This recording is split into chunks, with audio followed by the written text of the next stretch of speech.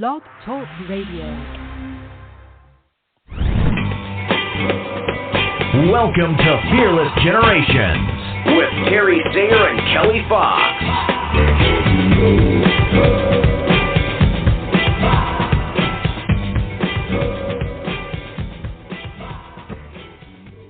Hello and welcome to Fearless Generations 12 Steps to Freedom. This is Kelly Fox, and we are talking Step 6, Present Moment.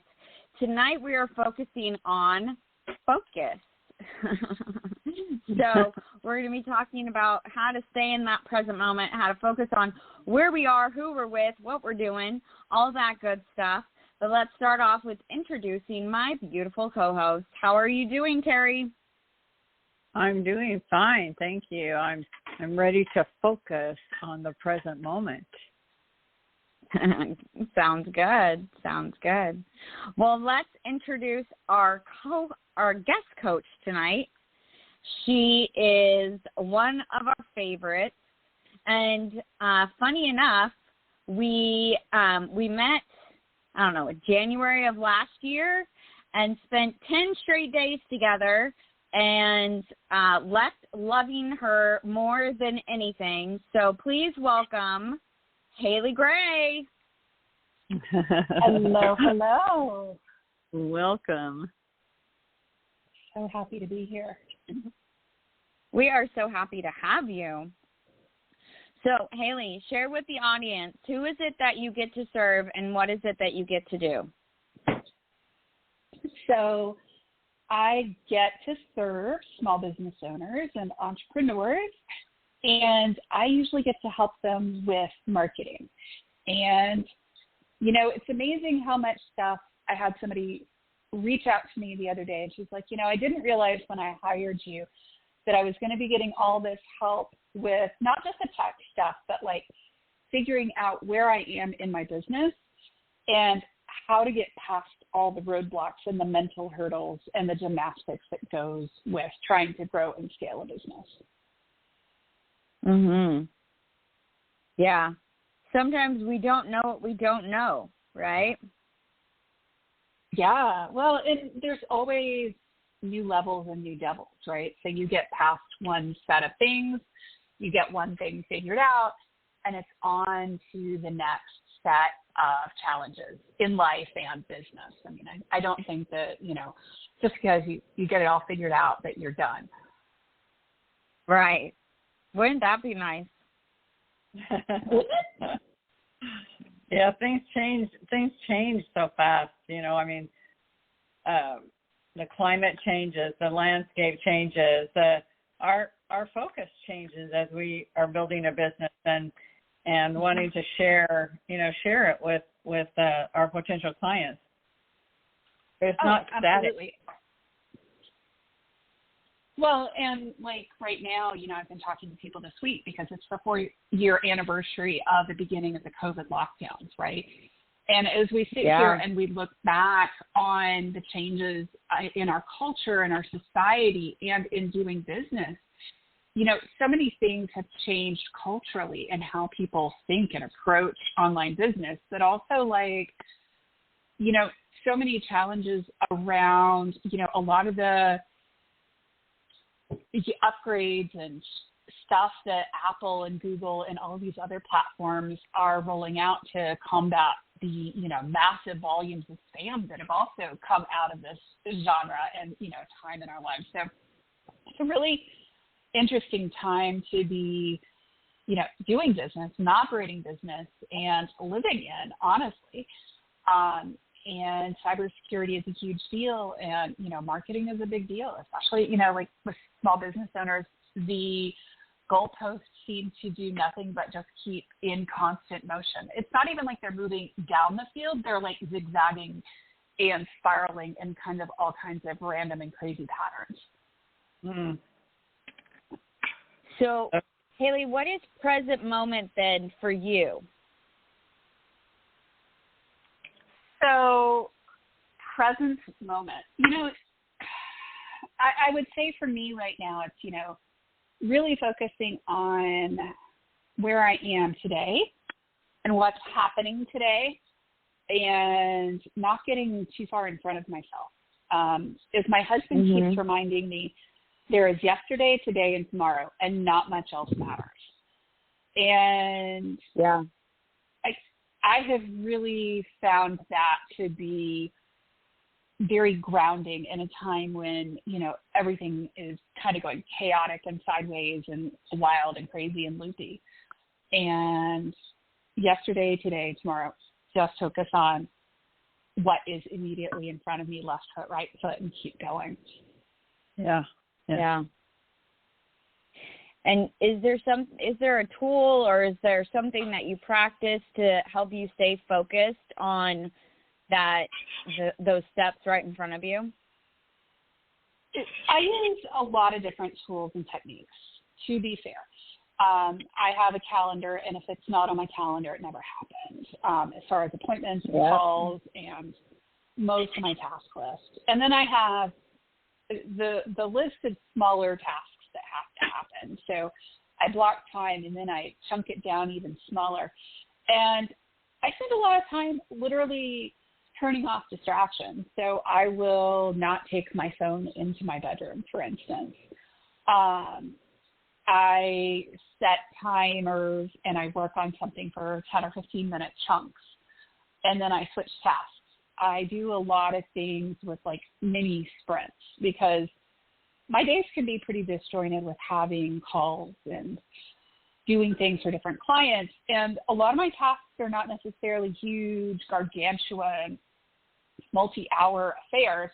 It's really something that I can complete in 10 or 15 or 20 minutes at a go. So really learning to chunk things up and sprint and do those tiny sprints has been super helpful.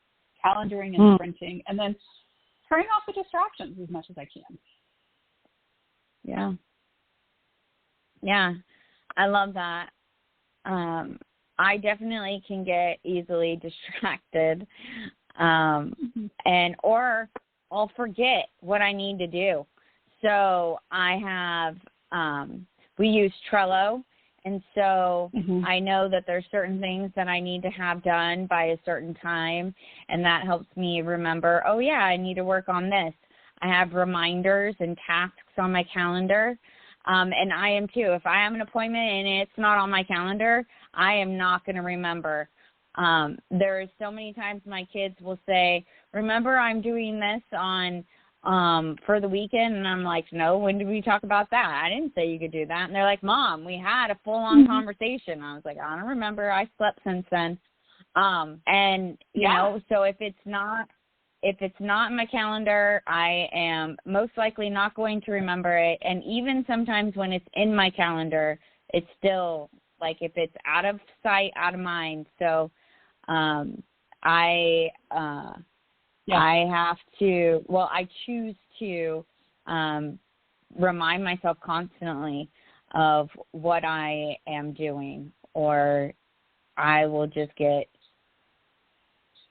I'll focus on something else and lost in that rabbit hole, and who knows when I come back out.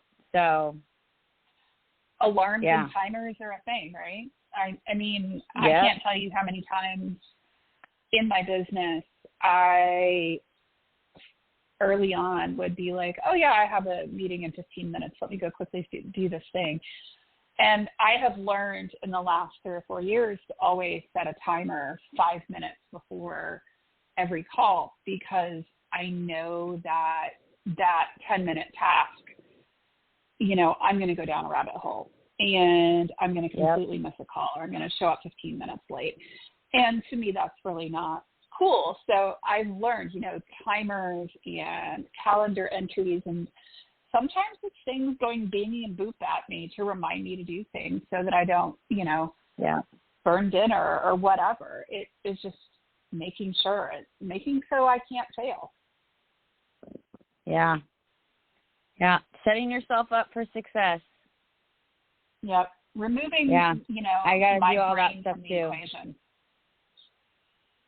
Yeah. Not relying on my memory. Right. Terry, how about you? Yeah, excuse me. I love the idea of using a timer. I don't do it. I don't choose to do it as often as I might, but I do live by my calendar. And if I'm looking at it continually just to be sure that I'm at every meeting. And sometimes if I don't get a meeting into I have several calendars. If I don't get it into my paper calendar and my phone reminds me, I have my phone remind me far enough ahead of time so that if I have, forgotten, I can still recover and get to the meeting on time. Because today I had that happen to me, and when it came on, this starts at this time, I was able to get to the meeting on time, even though it was out of my city. So it's a couple of ways to keep myself focused is writing it down in my paper calendar, making my list, and then also having my phone calendar remind me. Mm-hmm. Yeah, absolutely. Yeah. And I find that for me, one of the things that I run into is even if I am, say, checking my calendar for something, if I'm not paying attention to it, it can be a little bit, dicey because I get too many things going in my head. And what I'm learning is that, relying on my memory to remember 15 million things at once is just not going to help. Mm-mm. So, absolutely. Yeah. I try to remove my memory from the equation as much as possible. And, back to one of the things I learned when I was at Duke was, a lot of very successful men remove as many decisions as they have to from their day-to-day life. So they simplify their wardrobe. They develop a signature look, and that's all they wear. And it sounds dreadfully boring on the surface, and yet I have found that for myself, the more of the day-to-day decisions and, micro decisions that I have to make or remember to do, the greater my capacity to actually do the things that are the most important to me. Mm. Yeah, I can easily get to a point in the day where, the kids will ask me about one more thing, and I'm like, just ask your dad. Just don't ask me anymore. Just ask your dad. And even though I know he's probably going to answer it in a way that I wouldn't, I'm just at the point where I can't handle making the decision. Right, yeah. Because how many decisions do you need to make in a day? 523,000 of them. Great.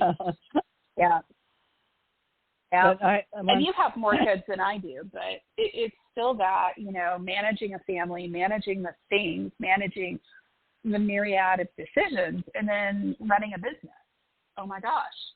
How many decisions can we make in a day? A lot. Yeah. Yeah. Yeah. And those decisions that we make create our life.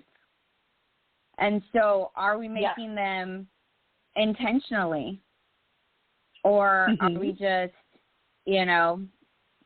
letting life happen to us instead of, creating the life we want? And I think that to be able to do that, you have to stay focused. And to be able to stay focused, you have to be taking care of yourself. You have to be, have to be is not really the best choice of language, but, be taking care of yourself, making sure that you have the energy, that you have the capacity to be able to be intentional with your choices.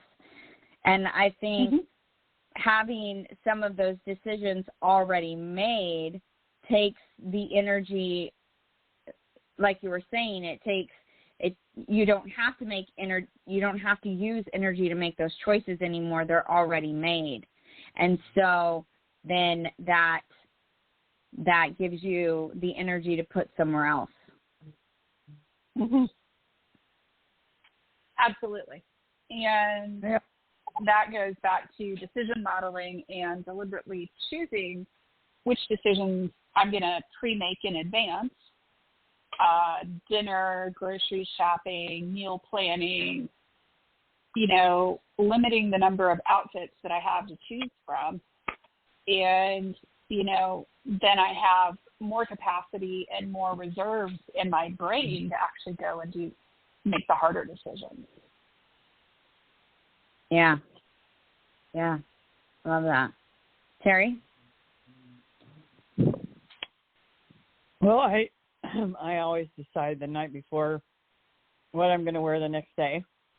And then I have a set of non-negotiables that I do every day in the morning that set me up for it just gives me confidence as I go into the day to start the appointments and the workshops and whatever it is that I have to do that day. But I always decide the night before what I'm going to wear.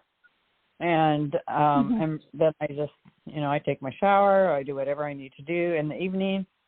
And then in the morning, I have a routine that I follow. I call it my non-negotiables. And I know I'm going to do those. I'm going to focus on those first because it gives me a feeling of confidence and preparedness, carries me through the decisions that I'm going to make that are based on my calendar. So I look at my calendar the night before. I look at my calendar as soon as I get up in the morning because I don't remember what I looked at the night before. But I do whatever it is that I can do the night before in order to be prepared. So I'll either pack my car if I'm doing a workshop out of town. I'll, get everything ready that night, put it in the car. So in the morning, I just have to do my non-negotiables, get dressed, and I don't have to miss those because I have to pack the car and do all of that. So it's just by focusing on what I need to do to be prepared and confident for the next day really sets me up for success. And I feel good when I walk in. I can set up easily, and then the workshop or the talk or whatever will go smoothly because of that focus that I've put on it the night before, and then in the morning I'm ready to go. Love it. Yeah. Go ahead, Haley. Yeah. Days I don't do that, I don't feel so good. if I don't follow through and focus on those, which, something's distracted me, then it's like, oh my gosh, I've got to do that all in the morning. I have to get up at 3:00, and then I'm not, then by noon I'm spent. My energy is gone. Yeah, I mean, I agree. I mean, I find that there's definitely a, preparing the night before. Like, tonight for me, we're doing this podcast interview at midnight my time, so I've already done most of my prep steps for tomorrow. Looking at my calendar, making sure my inbox is at 0, making sure I see when I have deadlines for tomorrow so I know what time I have to set my alarm for, and, just backing everything up and making sure that I'm setting myself up for success. Because when I don't do that, I'm not a happy camper. Yeah. And that's being in the moment, right? With an eye on being prepared for the next, for tomorrow. So that you can be present.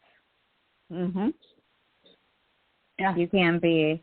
Yeah. I think intention, being intentional is very much a way that you can practice being present in the moment. When you're having a conversation with someone, when you're, working alongside someone, when, someone is asking for your attention, to fully engage with that person, to fully give them your attention, I think is so important because that other person's going to know that you care about them, that you see them, that you hear them. And I think that that's like with our clients, they're definitely going to want that, right? I find it's easier to do with my clients because, the door's shut. They know, the family knows not to come in. I'm in my mindset. I'm taking notes. I'm fully engaged. But then when, I'm with one kid, other kids are coming in and asking for stuff. And you can't always give that, individual time to each person. And so it's something I've been wanting to do is to set aside that individual time that I can have with each one of them, so that they all feel seen and heard, that they all feel like Mom, cares about what's going on with them and wants to know and wants to help them in whatever way that I can. And I think that that our clients, our friends, our colleagues, the people we deal with out in the world, like everybody just wants that. They want to feel seen and they want to feel heard, and we want that too. So giving ourselves time to be present with ourselves, and for me, that's my morning routine. It's when I get really present with myself and I put time and energy towards what fills my cup, and I'm really present with what I'm doing. And then I get up and I start getting kids ready for school, and I start, preparing for, a class that we're doing, or, a workshop we're doing, or those things where I give, right? But in the morning, I have that time where I give to myself and allow myself to get filled up with those activities, so that when I'm giving to others, I'm giving from my overflow, not from, the bottom of my cup. And I think that allows me to be present in those moments because I'm not empty. Absolutely. And you're not overdrawn either. I mean, the other risk, too, is a mom, and a business owner and all of the things is there are times where if I'm not careful, I'm not just pouring from an empty cup. I'm pouring from an overdrawn cup, and I've scooped water out of Lord only knows where. And that's not a good look. And I mean, that can definitely be a real threat. I think as somebody who can, and I'm definitely one of those people who is a type A, I can definitely do that to myself in pretty short order. So I've had to learn, where are my physical, mental, energetic, emotional, all of the things, limitations, so that I'm not overdrafting myself and, pumping water out of, some nasty boggy well, and pulling all the plankton out and trying to serve that. Yep. I hear you. On that. Yeah, I used to be someone who really didn't understand boundaries. And I prided myself on being the type of person that would give the last drop from my cup. And then I realized that last drop of my cup isn't very good quality. And why would I be proud of being willing to give someone, something that was not my best, something that wasn't even anywhere near my best? And so by setting a boundary and saying, okay, when I get this low, I'm not going to give any more until I fill myself back up.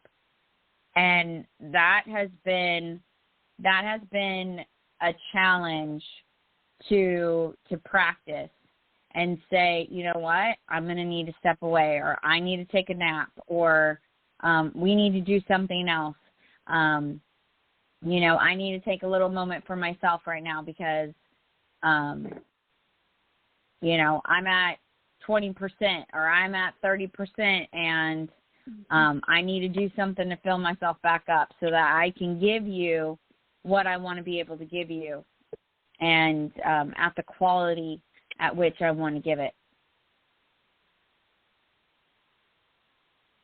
Yeah.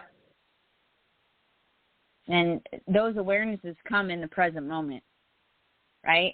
It's when we're we're not paying attention and our mind is all over the place. And then we realize, oh, crap, I'm almost empty, right? But when we can stay in the present moment, we can feel our energy. We can be aware of our energy levels. And we can go, oh, okay, I see that I'm coming down. I need to fill back up. What can I do in this moment to help myself do that, you know? And we can do that in the present moment. But, Haley, thank you so much for being on the show tonight. I'm so excited that you are here with us, especially since you're willing to stay up super late for us. And I want to definitely give you time to share with the audience how they can get in contact with you and if there's anything else that you would like to tell them. Well, I want to tell you thank you for having me. This has been a ton of fun.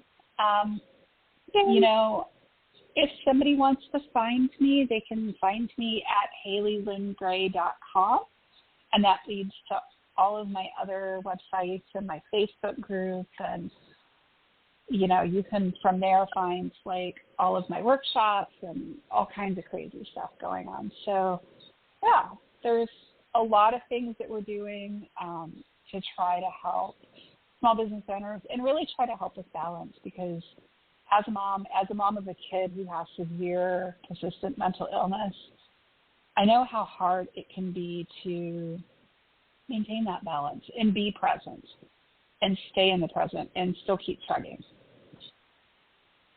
Yeah, absolutely. Yeah, Haley has a really great YouTube channel and TikTok channels, so definitely go check those out. She's constantly putting out new videos, and her Women's Entrepreneur Network group on Facebook is massive, so make sure that if that is you, that you get in there as well. Haley, I'm so grateful that you were here tonight. Terry, you as well. Well, thank you. I have loved being present with you.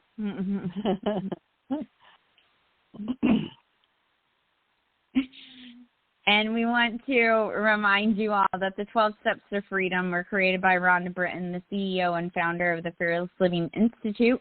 If you would like to know more about Fearless Living, please go to fearlessliving.org. You can also find out everything about Terry and I at fearlessgenerations.org. You can find out all the past 9+ years of episodes are there for you. Past guest coaches are there. You can see about our monthly workshop, the retreat we have coming up in September, and all kinds of good stuff there on the website, and also all our social media, LinkedIn, Facebook, Instagram under Fearless Generations. And we would love to have you come on and tell us what you think of the show. Share with us any questions you might have, or maybe you want to know more about a certain tool that we've shared. We would love to interact with you and support you in any way that we can. That is why we do this podcast. So, Terry, any last words? No, I just think that for me it's crystallized the importance of my being in the moment, and also being prepared for the next moment. And I think that's what helps me have confidence and helps me to be focused. And so whatever strategy or whatever set of activities that you can do that help you to have that confidence and to move forward to the next, because every decision we make is moment by moment, and just helps us then to have the confidence to share our passion and our mission with others and really live the life that we were created to live. Absolutely. Said perfectly. All right. Thank you, everybody. Thank you again, Haley. You are awesome. Thank you. And until next week, everybody, be fearless. Thank you, Haley. Bye. Bye, y'all.